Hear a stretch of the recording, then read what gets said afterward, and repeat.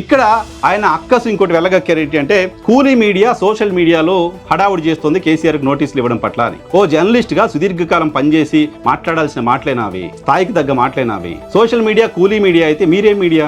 కూలీ తీసుకుంటున్న శాటిలైట్ మీడియానా? కూలీ తీసుకుంటున్న ప్రింట్ మీడియానా? సరిగ్గా వారం 10 రోజుల క్రితం వైజాగ్ లో మీకు ఆంధ్రప్రదేశ్ రాష్ట్ర ప్రభుత్వం భూమి కేటాయించింది. అది మీరు చేస్తున్న సేవకు గాను ఆంధ్రప్రదేశ్ రాష్ట్ర ప్రభుత్వం ఇచ్చిన కూలీయా? ఆంధ్రప్రదేశ్ రాష్ట్ర ప్రభుత్వం అఫీషియల్ గా మీకు భూమి రూపంలో కూలీ ఇచ్చిందని అనుకోవాలా? ఆంధ్రప్రదేశ్ రాష్ట్ర ప్రభుత్వం మీ పవర్ ప్లాంట్ నుంచి పవర్ ని కొంటోంది, మీరు ఆంధ్రప్రదేశ్ రాష్ట్ర ప్రభుత్వానికి కూలీగా పనిచేస్తున్నారు కాబట్టి మీకు ఇచ్చిన కూలీగా దాన్ని చూడాలా? మాలాంటి వాళ్ళ ఎవరైనా మీ ఆర్టికల్స్ పైన మాట్లాడితేనే మా పైన కొంతమందిని ఉసిగొల్పి మాట్లాడిస్తున్నారు కదా, వాళ్ళకి మీరు కూలీ ఇచ్చి మాట్లాడిస్తున్నారా? ఏ రాజకీయ పార్టీ ఈరోజు సోషల్ మీడియాని పెట్టుకొని నడుపుకోవట్లేదు? తెలుగుదేశం పార్టీకి సోషల్ మీడియా లేదా?